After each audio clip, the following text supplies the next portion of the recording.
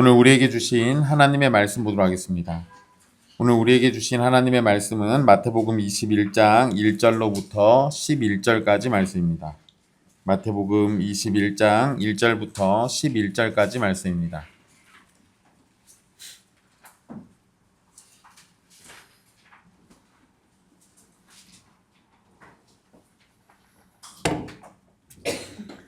귀하신 하나님의 말씀 받들어서 읽도록 하겠습니다.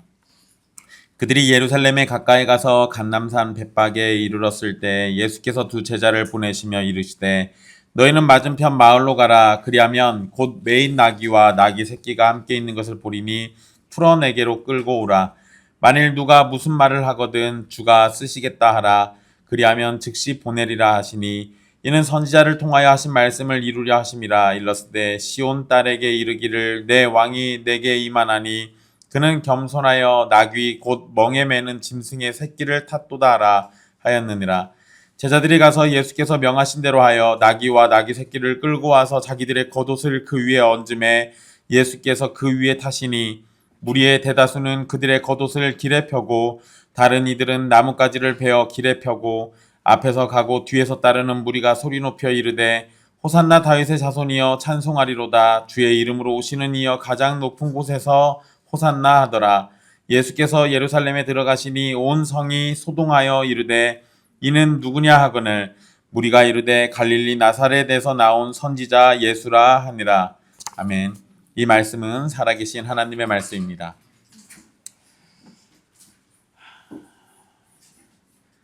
지난 시간 두 맹인의 눈을 뜨게 해주신 예수님의 사역을 함께 살펴봤습니다.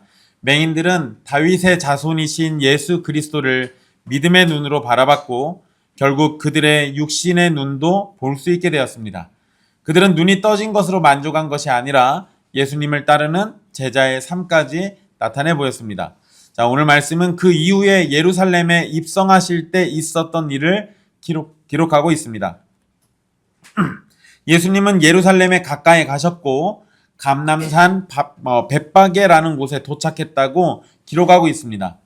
벳박에는 예루살렘으로부터 2-3km 떨어진 곳으로 엄밀하게 말하면 그냥 이곳도 예루살렘의 한 부분입니다.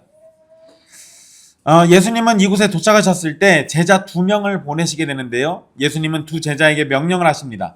맞은편 마을로 가면 그곳에 들어가면 묶인 나귀와 나귀 새끼가 함께 있을 것을 볼 텐데 풀어서 예수님에게로 끌고 오라는 겁니다. 나귀와 관련해서 예수님이 나귀 주인과 미리 약속을 하신 것인지 아니면 초자연적으로 나귀가 거기 있을 것을 아신 것인지는 성경에서 정확하게 표현하지 않습니다. 사실 잘 몰라요, 이 부분은. 나귀의 존재를 어떻게 아신 것인지는 정확하지 않지만 확실한 것은 이 장면을 통해서 이제 메시아에 대한 예언이 성취된다는 겁니다. 또한 예수님께서 마을로 들어가면 이 2절 말씀에 마을로 가라 그리하면 곧 매인 나귀와 라고 할 때 그 곧이란 단어 있잖아요. 곧 매인 나귀를 볼 것이라고 말씀하셨는데 즉시 보게 될 거라는 얘기예요. 그러니까 이러한 표현을 생각해 보면 예수님께서는 지금 이 상황을 통제하고 계신다라는 걸 우리가 알 수 있습니다. 다 예수님의 다스림과 예수님의 미리 아심 안에 있는 이야기들이에요. 마을에서 즉시 나귀를 볼 것임을 말씀하신 것은 모든 것이 이 하나님의 다스림 안에 있고 그 안에서 예수님은 무엇을 해야 할지 알고 계셨다는 걸 의미합니다. 나귀와 나귀 새끼가 이제 언급이 되는데요. 이것은 여러분 유명한 구절이죠. 스가랴 9장 9절의 말씀, 그 말씀의 성취입니다. 예수님은 제자들을 보낸 곳에서 누군가 왜 나귀를 가져가려고 하는지 질문하거나 또는 제자들에게 말을 걸어오면 주가 쓰시겠다라고 말하라고 제자들에게 명령하십니다. 여러분 이 장면에서도 역시 우리는 예수님과 나귀 주인이 미리 약속을 한 건지 아니면 초자연적인 지식인지 추측하려고 하지만 사실 중요한 건 그건 아닙니다. 정말 중요한 건 주가 쓰시겠다라는 그 단어, 그 짧은 한마디에 담긴 권위예요. 이 표현은 예수님이 단순히 나귀가 필요한 랍비가 아니라 만물의 주인이시다라는 것을 선언하고 선포하는 겁니다. 창조주께서 자신의 피조물을 필요로 하실 때 피조물인 나귀 주인은 거부할 권리가 없습니다. 이것이 왕의 권세예요. 왕이라면 당연히 이렇게 할 수 있는 거죠. 예수님은 진정한 왕이시기 때문에 모든 소유물에 대해 주권을 가지고 계십니다. 나귀 주인에게 나귀를 내놓으라 하실 권리도 있고 제자들에게 가서 끌고 오라 명령하실 권리도 있습니다. 그러므로 예수님의 말씀이 떨어졌을 때 우리가 보여야 할 반응은 오직 하나, 즉각적이고 절대적인 순종뿐입니다. 오늘 만약에 주님께서 여러분의 삶에 여러분의 소유를 가리키며 주가 쓰시겠다라고 하실 때 여러분은 즉시 내어드릴 준비가 되어 있습니까? 주님께서 여러분의 삶 전체를 요구하심이 마땅하다는 사실을 잊지 마십시오. 그리고 주님의 영광을 위해서 여러분의 삶을 쓰는 것을 당연하게 받아들이십시오. 그런데 주님은 거의 대부분은 여러분의 삶 전체를 요구하시진 않아요. 하지만 말씀은 전체를 요구하시지 않지만 마땅히 우리는 전부의 삶을 내어드리는 삶을 선택하는 게 맞습니다. 여러분들에게 일주일 중에 일주일을 예배하라고 하시진 않습니다. 일주일 중에 하루를 예배하라고 하죠. 그러나 우리는 일주일 전부를 예배자의 자세로 사는 게 마땅해요. 우리는 우리의 소득의 10분의 1을 하나님께 바치는 것으로 이해하고 있습니다. 그런데 엄밀히 얘기하면 10분의 1이 아니라 우리의 전부를 주님의 소유물로 여기고 쓰는 게 마땅한 겁니다.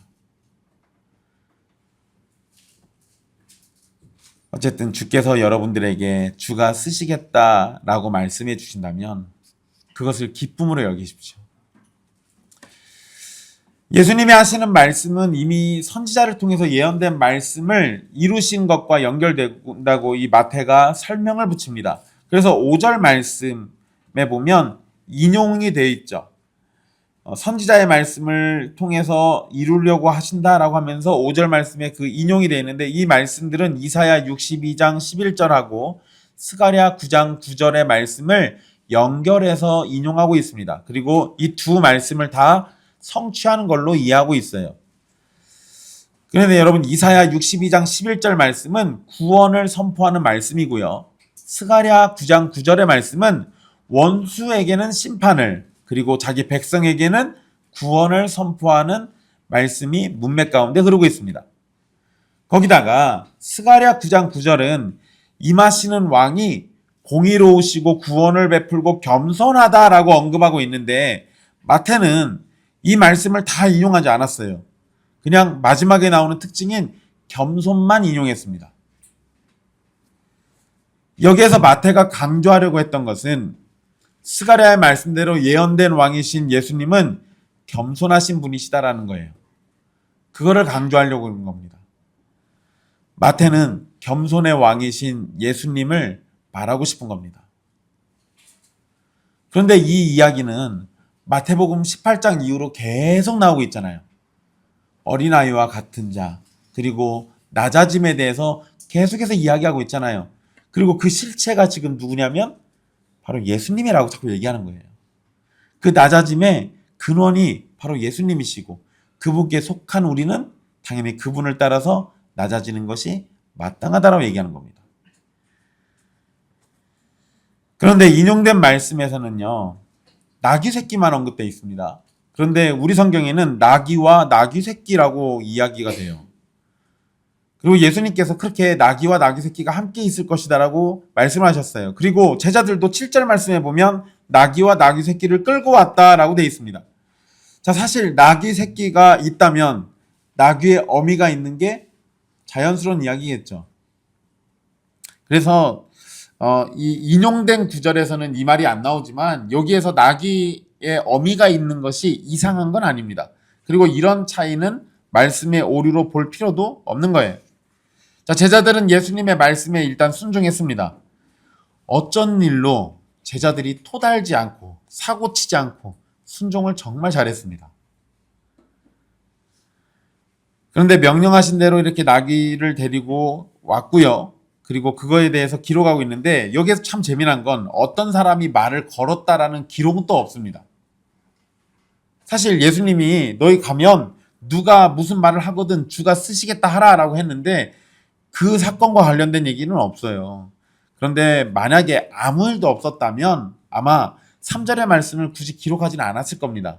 그런데 기록되지 않았어도 예수님이 3절에서 하신 말씀의 상황, 그러니까 누군가가 물어보고 제자들은 주가 쓰시겠다라고 답하고 나귀를 가져온 상황이 있었을 것으로 우리가 생각할 수 있을 겁니다. 자, 제자들은 이 7절 말씀에 보면 나귀와 나귀 새끼 위에다가 자신들의 겉옷을 얹었다. 그리고 예수님께서 그 위에 타셨다라고 기록하고 있습니다. 근데 여러분 여기 마태복음의 기록에 보면요. 나귀와 나귀 새끼에다가 겉옷을 얹으시고 제자들이 겉옷을 올렸고 예수님이 그걸 타셨다라고 되어 있잖아요. 그 표현상 두 마리를 다 타신 것처럼 되어 있어요. 그래서 학자들이 이거 가지고 별의별 논쟁을 다 합니다. 번갈아 가면서 탔을 거다. 사람이 좀 무겁냐. 나귀가 그걸 어떻게 버티니. 새끼니까 힘들지 않았겠냐. 그런데 말씀은 인용해야 하니까 새끼도 탔다가 어미도 탔다가 이러지 않았겠냐. 어떤 학자는 가로로 이렇게 두 마리한테 이렇게 다리를 걸쳐가지고 이렇게 앉으셔서 여러분 마태가 겉옷을 이렇게 걸쳐놨다라고 얘기할 때 상황상 나귀 새끼가 나귀 어미 옆에 붙어 있을 거니까 여기에서 나귀는 그 여성형이에요. 그러니까 암컷이에요. 그러니까 나귀 어미하고 나귀 새끼가 같이 붙어 있으니까 겉옷을 얹어도 어미랑 같이 덮어지는 거예요. 그리고 마가복음의 기록을 보면 분명히 새끼만 탄 겁니다. 그러니까 새끼 옆에 어미가 그냥 같이 있다 보니까 겉옷이 덮어졌고 표현상 같이 탄 것처럼 표현한 것 뿐이지 실제로 그걸 같이 탄 건 아니에요. 혹시나 누가 이상한 소리 하거든 이 부분은 잘 기억해 두십시오. 그러나 여러분 이 장면 일단 스가랴 9장 9절의 말씀의 성취인 건 분명한데요. 열왕기상 1장 33절과 38절에서 솔로몬이 노새를 타고 즉위식을 하는 장면이 있습니다. 그때 그 행렬과도 이 모습이 굉장히 비슷해요. 예수님이 예루살렘에 들어가는 장면인데 사실 일반적이라면 예루살렘에 들어가는 순례자들은 걸어서 들어갑니다. 왜냐하면 하나님을 만나러 가는 이 길에 내가 편안하게 갈 수가 없어요. 그러니까 말 타고 오든 나귀를 타고 오든 들어오다가도 예루살렘에 임박하면 내려서 걸어와요 원래. 그런데 예수님 거꾸로 하셨어요. 내해동 걸어오시다가 갑자기 이걸 타신 거예요. 거기다가 아까 제가 얘기했잖아요. 예루살렘으로 들어가기까지는 이제 2, 3km밖에 안 남았어요. 근데 내해동 걸어오신 분이 갑자기 여기서 나귀를 타신다고요? 이것 좀 약간 이상하지 않습니까? 그러니까 갑자기 예수님이 이렇게 나귀 새끼를 타시는 건 의도가 있는 거예요. 어떤 거를 보여주고 싶은 거죠. 예수님께서 예루살렘에 들어가시는 장면에 많은 사람들이 등장합니다. 여기에서 이제 무리라고 이렇게 기록되어 있는데요. 당시 유월절을 지키기 위해서 사람들이 예루살렘에 많이 모여들었을 거고 그들을 포함한 유대인들, 그들을 지금 무리라고 표현하고 있는 겁니다. 당시 기록을 살펴보면 예루살렘에는 약 7만 명 정도 사람들이 있었는데요. 유월절 기간에는 최대 25만 명까지 사람들이 모였다고 합니다. 그러니까 예루살렘에 사람들이 굉장히 많이 모여드는 거예요. 그런데 이들이 했던 행동은 자신들의 겉옷을 펴서 예수님이 가시는 길에 깔고 또 어떤 사람은 나뭇가지를 베어서 길에다가 펼쳐놨습니다. 그런데 여러분 이 모습은 또 열왕기하 9장 13절에 보면 예후라는 인물이 나오는데요. 이 예후가 왕으로 기름 부음 받고 난 다음에 입성할 때 백성들이 보여줬던 모습하고 비슷합니다. 그러니까 솔로몬의 즉위식과도 비슷한 장면이 있고 예후가 입성할 때와도 비슷한 장면을 연출하는 건 예수님께서 지금 이 보여주시는 장면이 무엇과 같다라는 거예요. 왕과 같다. 그걸 보여주려는 겁니다. 그리고 사람들도 예수님께 이런 대접하는 걸 보면 무리가 예수님을 왕처럼 생각하고 있는 거예요. 그런데 예수님과 무리의 생각은 분명히 다를 겁니다. 이 무리는 예수님을 각자의 원함대로 왕처럼 생각했지만 예수님은 그들이 원하시는 방식으로 오시는 왕이 아니셨어요. 사람들이 원하는 일을 하려고 오신 것도 아니고 사람들이 원하는 방식대로 왕권을 드러내시는 것도 아닙니다. 하지만 예수님은 참으로 왕이시고 진정한 구원자가 되십니다. 9절에서 앞에서 가고 뒤에서 따른다라는 기록은 예수님을 무리가 에워싸고 이동하고 있다라는 것을 알려줍니다. 그리고 이들은 이동하면서 호산나 다윗의 자손이여 라고 외칩니다. 여러분 우리 복음성가 많이 예전에 불러보셨죠? 이거 네. 호산나 호산나 호산나 높은 곳에서. 제가 어디 이단 세미나를 갔는데 제 앞전에 막 찬양단들이 그걸 막 부르더라고요. 그러고 분위기를 끝냈어요. 그래서 제가 올라가서 물어봤습니다. 호산나가 뭔 뜻이에요? 네, 호산나가 뭔 뜻이에요? 그러니까 다들 갑자기 뭔 뜻인지 몰랐어요. 그냥 호산나를 신나게 외치긴 했는데 무슨 뜻인지 몰랐습니다. 그래서 제가 여러분들 이렇게 하시면 이단에 빠집니다 라고 했더니 굉장히 충격받아서 3시간 동안 세미나 하는데 잘 듣더라고요. 이 지옥은 안 가고 싶어서. 네. 정확한 뜻이 뭐죠? 여기에서 호산나라는 표현은 지금 구원하소서라는 의미예요. 이게 시편 118편 25절 26절에서 사용된 표현인데 이거 히브리어 단어예요. 근데 그 히브리어 단어를 아람어로 음역한 게 호산나입니다. 그러니까 호산나라고 할 때는 구원하소서라는 의미가 있어요. 문자적으로만 보면 여러분 사실 우리 생각이 조금만 쉽게 생각하시면 쉬워요. 호세아라는 말도 구원이잖아요. 여호수아도 구원이잖아요. 근데 요 호자 들어가죠. 시읒자 또 들어가죠. 얼추 비슷하잖아요. 그러니까 이러면 구원이다라고 이렇게 연상해서 생각하시면 됩니다. 어쨌든 문자적으로 보면 예수님을 다윗의 자손이라고 부르면서 지금 구원해달라고 외치는 것은 확실하게 예수님을 뭘로 인식하고 있는 거예요? 약속된 메시아로 이해하고 있는 거예요. 물론 여기에서 이 사람들이 지금 구원해 주소서라고 이 호산나를 외치는 게 어떤 의미로 사용되었는지는 제각각 다 다를 겁니다. 사람들의 이전과 이후 반응을 생각해 보면 사람들이 외치는 구원은 죄와 하나님의 심판으로부터의 구원이 아니라 자신들이 처한 슬픈 상황에서의 구원이에요. 그래서 사람들이 말하는 구원은 세상적이고 물질적인 복과 연결되게 이해할 수 있습니다. 사람들이 어떻게 생각하더라도 지금의 장면은 어쨌든 예수님을 왕으로 여기는 사람들이 소리치며 환영하고 있습니다. 무리는 다윗의 자손이 지금 구원해 주기를 외치면서 주님의 이름으로 오시는 분이라고 하면서 지금 호산나를 신나게 외치고 있어요. 그런데 여기에서 또 가장 높은 곳에서라는 표현도 나오는데요. 이건 가장 높은 곳은 하늘이겠죠. 그러니까 하늘의 천사들까지도 자신들의 찬송에 함께 반응하며 호산나를 외친다라는 걸 의미합니다.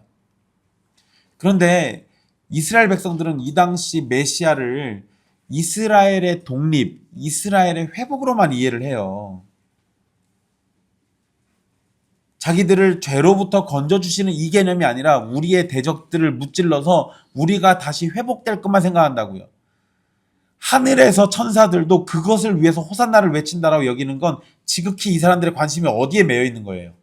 지상에 매여 있는 거예요. 이 땅에 너무 매여 있어요.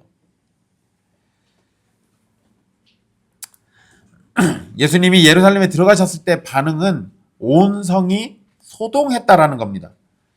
이러한 표현은 과거 동방박사들이 유대인의 왕을 찾으러 왔을 때 온 예루살렘이 소동했다라는 그 표현과 연결돼요.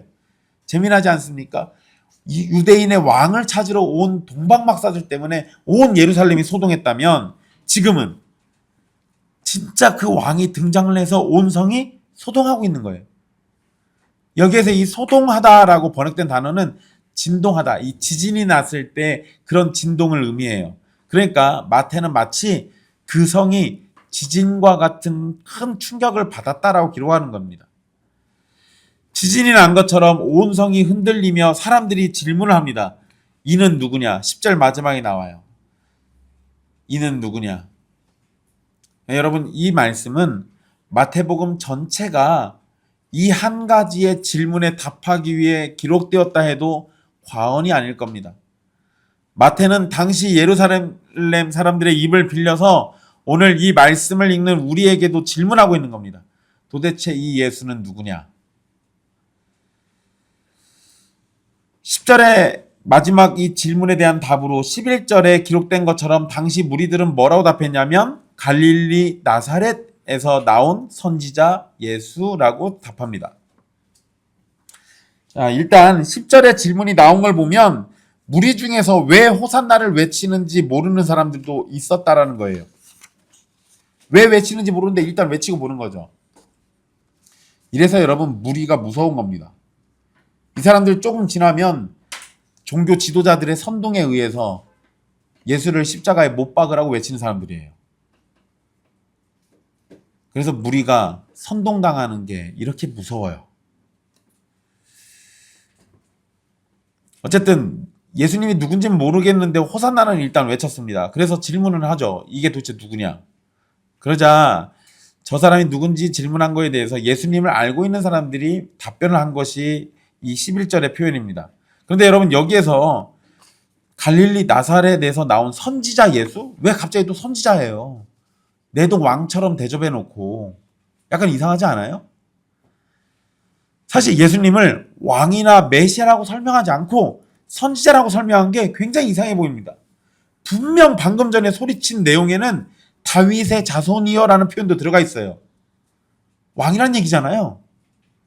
이렇게 표현해 놓고 자신들이 기다리던 다윗의 후손인 그 왕이 오셨다라고 내동 외쳐놓고 갑자기 선지자라고 말을 바꿔요.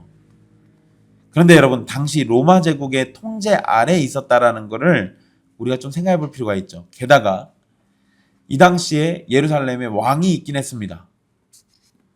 헤롯의 자식들, 분봉왕들이 있었잖아요. 이 지역을 담당한 헤롯이 또 있어요.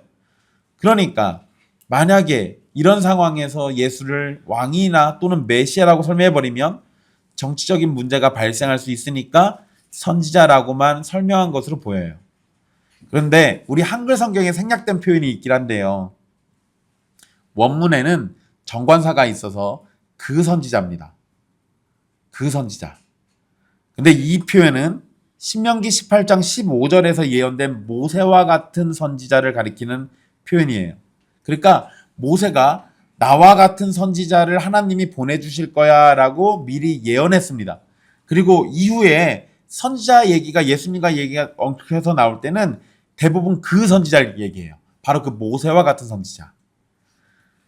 그러니까 여기에서도 그 선지자라고 얘기한 건 모세와 같은 바로 그 선지자를 얘기하는 거예요. 이것도 사실상 메시아와 연결됩니다. 그러니까 정치적인 상황 때문에 대놓고 말은 못하지만 예수님을 여전히 메시아라고 설명을 하고 있어요. 그런데 다른 문제가 또 있습니다. 예수님 어디 출신이라고요? 보통은 고향을 표현합니다. 예수님 고향은? 베들레헴 예수라고 해야 하잖아요. 그런데 사람들은 다 뭘로 알고 있어요? 갈릴리 나사렛의 출신 예수라고 알고 있어요. 그래서 이렇게 표현해 준 겁니다. 근데 이 지명 때문에 이제 혼란이 옵니다. 왜냐하면 메시아는 분명히 베들레헴에서 태어나야 하거든요. 그런데 갈릴리 나사렛 출신의 예수를 그 선지자라고 해버리니까 이거는 약속된 메시아가 아니라는 말이 돼요. 물론 예수님은 분명 베들레헴에서 태어나셨습니다. 하지만 어린 시절을 나사렛에서 지내셨기 때문에 사람들은 다 예수를 나사렛 출신의 예수로만 알고 있어요. 어쨌든 11절에서 갈릴리 나사렛 출신의 그 선지자인 예수라고 설명한 말은 메시아일 수도 있고 아닐 수도 있다라는 모호한 설명이 돼요. 그러니까 여러분, 이런 표현을 놓고 생각해 보면 이스라엘 백성들이 며칠 있다가 예수를 십자가에 못 박아 죽여라 라고 얘기하는 것도 모호하니까 자기네들이 들은 게 확실하지 않아요. 확신이 없는 거예요. 그러니까 그 모호한 상황 속에서 그냥 이렇게 그 군중 심리에 따라서 흘러가는 거예요. 어쨌든 예수님은 예루살렘에 들어가실 때 나귀 새끼를 타셨습니다. 나귀 새끼를 타신 건 앞에서 말씀드린 것처럼 분명히 스가랴 말씀에 대한 성취인데요. 예수님이 타신 나귀 새끼는 어미가 없으면 홀로 사람을 태우기도 힘든 어린 나귀예요. 그런데 왜 나귀 새끼를 타셔야만 했는지를 모른다면 나귀 새끼를 타신 일은 하나에 보여주기 위한 행사만 되는 겁니다. 마가복음과 누가복음에서는 이 나귀 새끼를 뭐라고 얘기하냐면 아직 아무도 타보지 않은 나귀 새끼라고 얘기합니다. 구약에서 멍에를 메어보지 않은 짐승은 거룩한 제사나 왕의 의식에만 사용됩니다. 그러니까 멍에를 한 번이라도 매면 제사에는 안 써요. 왕의 의식에도 절대 안 씁니다. 그러니까 아무도 타보지 않은 나귀 새끼라는 이 표현은 결국 예수님이 이 나귀 새끼를 타심으로써 자신이 구별된 왕이라는 사실을 보여주고 있는 거예요. 거기다가 여러분 나귀 새끼잖아요. 자꾸 제가 새끼라고 자꾸 얘기해서 죄송한데 나와 있는 거니까 그냥 그대로 할 거예요. 네. 욕하는 거 아닙니다. 오해하지 마세요. 근데 여러분 나귀가 커서 사람들의 손에 길들여져서 짐을 싣고 다니는 이게 아니라 나귀 새끼니까 아직 덜 길들여진 거예요. 요거를 생각해 보세요. 덜 길들여졌다면 사람을 뒤에 못 태우죠. 사람이 뒤에 타면 놀래가지고 푸닥푸닥 하든지 앞으로 뛰든 뒤로 뛰든 이렇게 할 거란 말이에요. 그런데 이 나귀 새끼는 그렇게 하지 않았어요. 분명히 어미가 없으면 사람조차도 홀로 태우기 힘든 나귀지만 이 나귀 새끼를 타심으로써 예수님은 자신이 구별된 왕이라는 것도 보여줬고 또 길들여지지 않은 이 나귀 새끼조차 말씀에 순종해서 예수님을 태우고 묵묵히 걸어가는 걸 보여준 겁니다. 그러니까 말 못하는 짐승도 심지어 그 짐승의 새끼조차도 자기 창조주를 알아보고 순종하고 있는 것을 보여주는 거예요. 단순히 말씀의 성취뿐만이 아니라 그 말씀이 가지고 있는 중요한 여러 가지 의미들이 있는 겁니다. 거기다가 정말 중요한 건 스가랴에서 언급된 표현이고 5절에서도 언급된 표현인 그는 겸손하다라는 사실, 이 단어가 정말 중요한 겁니다. 예수님이 나귀 새끼를 타신 것은 겸손하시기 때문에 그래요. 여러분 제가 이전에도 한번 설명해 드린 적이 있는데 이제 며칠 있으면은 성탄절이죠. 성탄절이면은 사람들이 아기 예수님 탄생 축하하고 난리가 납니다. 우리는 그런 걸 한 번도 안 해가지고, 네. 근데 여러분, 예수님이 태어나신 거에 대해서 연극하면 예수님 어디에서 태어났어요, 일단? 여관이 없어가지고, 네, 마국간에 가서 그 말구유에 누였다라고 그러는데 제가 말구유 아니라고 설명해 드렸잖아요. 그 나귀구유라고 얘기했잖아요. 일반적인 가정집에는 말이 있을 리가 없어요. 비싸기도 비싸고 전쟁용으로 쓰는 거기 때문에 말은 일반 가정집에 없는 거예요.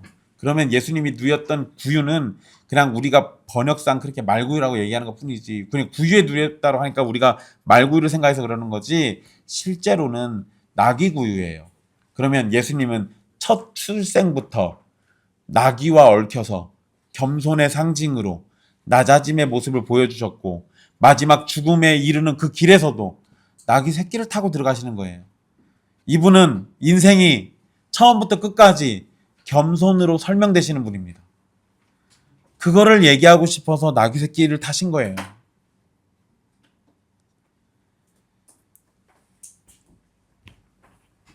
사실 왕 중의 왕이신 예수님이 예루살렘뿐만 아니라 그 어디를 가신다 해도 세상에서 가장 힘있고 위험 있는 백마를 타시거나 아름답고 화려한 장식의 가마를 타고 이동하셔도 이상하지 않습니다.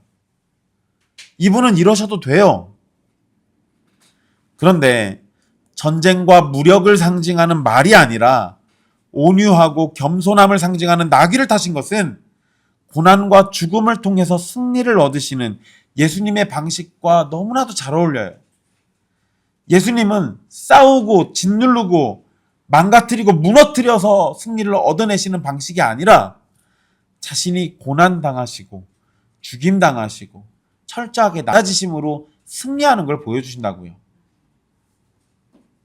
이것이 그리스도인들이 싸우는 방식입니다. 우리의 머리 대신 예수님이 이렇게 하셨으니 우리도 똑같이 그렇게 하는 거예요.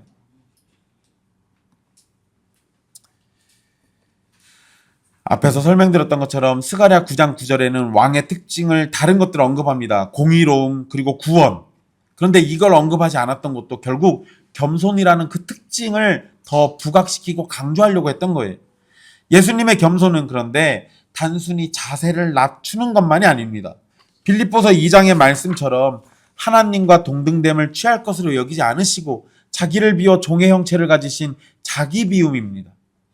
전능하신 하나님이 무력한 아기가 되셨어요. 거룩하신 분이 죄인의 친구가 되셨고 생명의 주인이신 분이 죽음을 맛보셨습니다. 이것이 예수님의 겸손이에요. 오직 낮아지셔야만 하나님의 공의를 만족시키고 죄인인 우리를 구원하실 수 있었던 겁니다. 이 우주적인 낮아짐이 있었기 때문에 저와 여러분이 구원받아서 하나님의 자녀가 되는 우주적인 높아짐을 얻게 된 겁니다. 나귀 새끼를 타신 것은 바로 이 위대한 구원의 신비를 보여주는 상징이에요. 하지만 사람들은 이런 예수님의 낮아지심에 대한 이해가 없었을 겁니다. 예수님을 향해서 환호하고 옥과 나뭇가지를 펼치며 맞아들이지만 예수님은 그들이 원하는 힘과 칼이 아니라 사랑과 낮아짐의 방식으로 왕이심을 드러내십니다. 지금 그들이 소리치고 있지만 그리고 섬기는 모습을 보이고 있지만 예수님은 죽음으로써 자기 백성들을 섬겨주십니다. 사람들은 다윗의 자손을 외치면서 드디어 기다리던 왕이 오셨다라고 기대했을 겁니다. 예수님이 다윗의 자손이신 것은 사실이고 왕으로 높아지실 것도 사실이지만 높아지기 위해서 먼저 낮아지심부터 보여주셨어요. 그리고 사람들은 그걸 못 받아들입니다.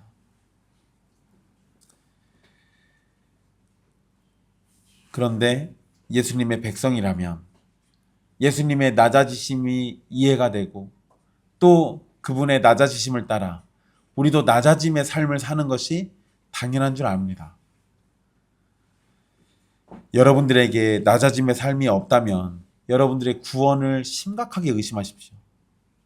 여러분들에게 예수 그리스도 안에서 낮아짐의 삶이 조금씩 있다면 구원의 은혜를 주신 하나님께 감사와 영광을 돌리십시오.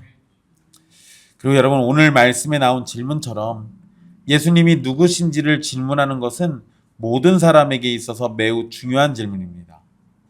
예수님이 누구신지를 아는 것이 우리의 구원에 있어서 가장 중요한 질문입니다. 예수님이 누구신지를 알아야 그분이 우리를 위해서 무엇을 하실 것인지를 알 수 있습니다. 예수님이 누구신지를 알아야 모든 것을 의지하고 강구할 수도 있는 거예요. 예수님에 관해서 제대로 이해하지 못하면 나를 위한 좋은 친구나 내 인생을 위로해주는 존재 정도로만 이해할지도 모릅니다. 또는 우리의 삶의 좋은 모범 정도로만 생각하면서 예수님을 따라 살아서 구원을 얻으려는 행위구원론적인 모습을 보일 수도 있어요. 여러분, 제가 요새 저 이제 이번 주까지만 일하면 끝납니다. 3일 남았어요. 한 달만 일하면 되는 줄 알았는데 석 달을 일했습니다. 빨리 끝내고 싶어요. 근데 여러분, 제가 일하면서 감사한 일이 여러 가지가 있는데 그 중에 하나는 제가 교인 말고 다른 사람들을 만나고 있는 거잖아요. 그래서 세상 사람들이 사는 거를 엿볼 수 있어요. 제가 사실 인간관계가 그렇게 많지 않아가지고 주변에 있는 목사님들 아니면 여러분들밖에 안 만나요. 그러니까 세상 돌아가는 걸 저는 인터넷으로 봅니다. 그러니까 제가 제한적이겠죠. 근데 막상 나가서 일하다 보니까 사람들 사는 삶 속에서 부딪히다 보니까 이것저것 많이 봐요. 근데 제가 일하면서 사람들과 이 종교와 관련된 이야기들이 나올 때, 또 기독교인들이 이야기를 할 때 많이 듣는 이야기가 예수님에 관한 오해예요.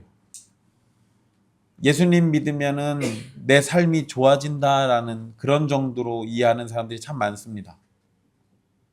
어떤 사람은 그래, 사람이 살면서 종교 정도는 가지고 있는 게 좋지라고 얘기하는 사람도 있어요. 심리적인 안정감을 갖는데 종교가 필요하다 정도예요. 아니요, 그런 이해는 예수님을 왕으로 여기는 게 아니잖아요.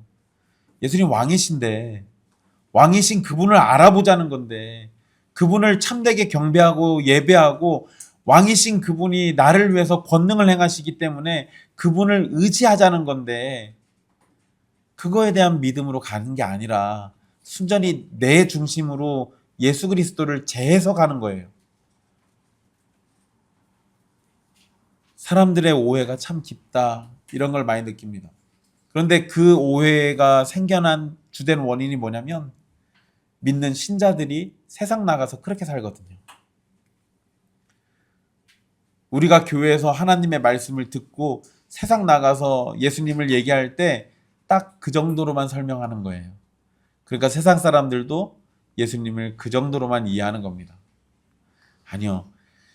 신자들이 철저하게 예수님이 왕이심을 드러내면서 살아야 돼요.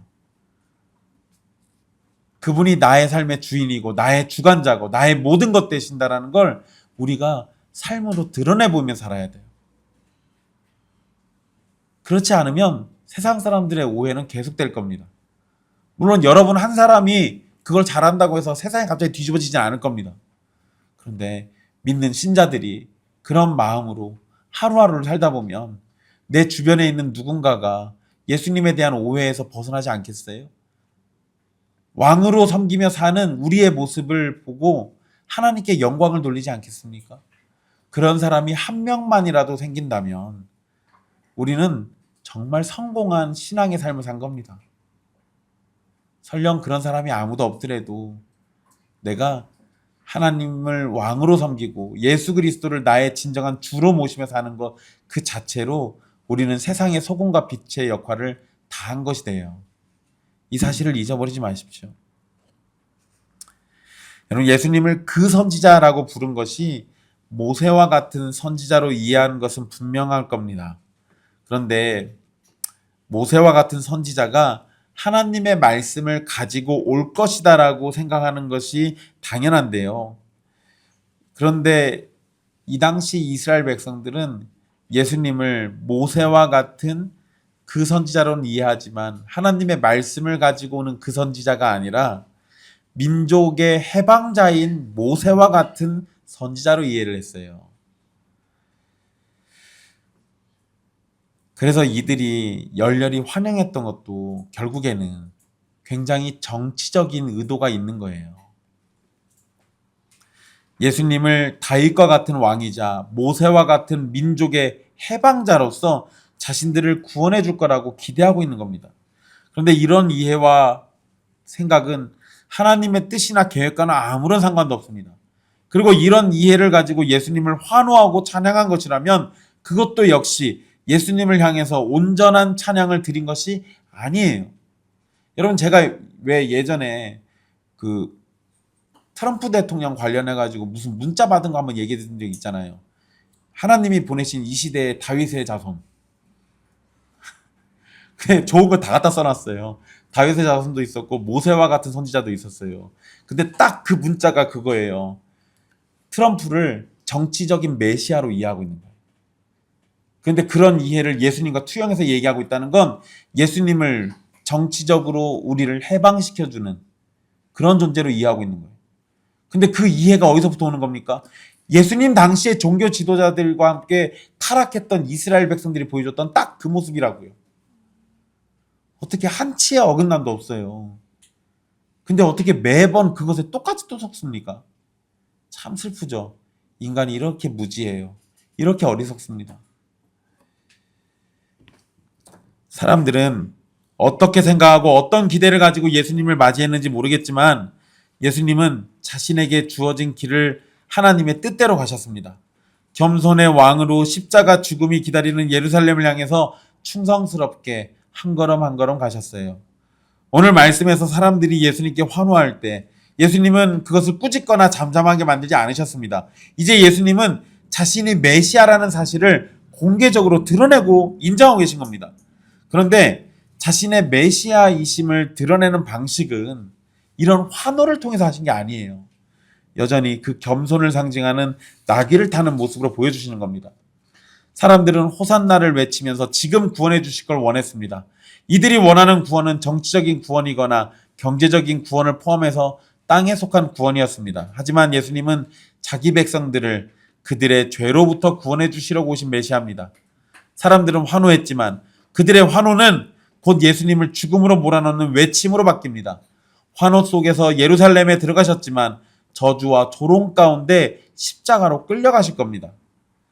화려한 왕관 대신 가시면류관을 쓰시는 이 겸손한 왕이 우리의 구원을 위해서 그 길을 가셨고, 그러한 예수님을 믿고 따르는 것이 제자의 길입니다.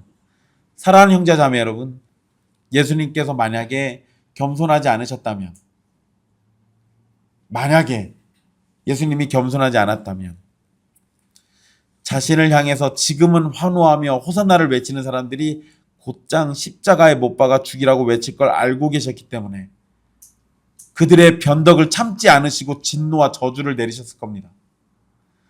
예수님께서 겸손하지 않으셨다면 자신과 함께 있으면서 누구보다 더 사랑받고 더 많은 가르침을 받았던 제자들이 결정적인 순간에 모두 도망가고 외면할 것을 아셨기 때문에 그들의 믿음 없음을 심판하셨을 겁니다. 예수님께서 겸손하지 않으셨다면 우리의 모든 죄를 알고 모든 허물을 아시는 주님께서는 그것을 역겨워하시면서 즉각적으로 저주와 심판으로 우리를 끝장내셨을 겁니다. 하지만 예수님께서 겸손하시기에 우리에게 저주와 심판이 아니라 은혜와 구원을 허락하셨습니다. 그분이 겸손히 사랑으로 우리를 섬겨주셨기 때문에 우리의 구원을 위해서 죽음의 자리까지 용납하시며 나가셨던 겁니다. 겸손의 왕이신 예수님을 바라보십시오. 우리가 믿어야 할 분입니다. 섬김의 모습을 보이는 영광의 왕을 바라보십시오. 그분의 섬김이 우리가 믿고 의지할 약속의 실천입니다. 나귀를 타고 예루살렘에 들어오신 왕을 바라보십시오. 그분의 왕권은 온유로 나타납니다. 스스로를 비워 사람의 모습으로 오신 성자 하나님을 보십시오. 그 겸손이 우리의 구원이 되었습니다. 강요하지 않고 부르시는 예수님, 그분의 음성이 우리의 생명이 됩니다. 상한 갈대를 꺾지 않으시는 분이시기에 우리의 신뢰가 되시는 겁니다. 예수님은 분명 우리의 왕이십니다. 하지만 그분은 군림하는 왕으로 오신 것이 아니라 겸손히 섬기는 왕으로 오셨습니다. 그래서 우리는 예수님 안에서 예수님처럼 섬김의 삶을 살아갈 수도 있는 겁니다. 겸손은 예수님이 보이신 모습이고 예수님의 백성인 우리의 성품이 되어야 합니다. 섬김은 하나님의 뜻이고 우리 삶의 중심을 설명하는 단어가 됩니다. 낮아짐 속에 영광이 있다라는 사실을 잊지 마십시오. 주님은 그 영광을 얻으시려고 겸손의 왕이 되신 겁니다. 그리고 마지막, 우리도 똑같은 질문에 직면해야 합니다. 여러분에게 예수님은 누구입니까? 내 문제를 해결해주는 해결사입니까? 마음의 위로를 주는 선지자 중에 하나입니까? 아니면 나의 죄를 위해 죽으시고 부활하신 나의 참된 왕이십니까? 이 질문에 대한 대답이 우리의 영혼을 결정합니다. 바라기는 오늘 이 자리에 있는 모든 분이 예수님은 나의 참된 왕이시라고 고백하며 겸손의 왕을 따라 영원한 생명의 길을 걷게 되기를 주님의 이름으로 간절히 바라겠습니다. 기도하겠습니다.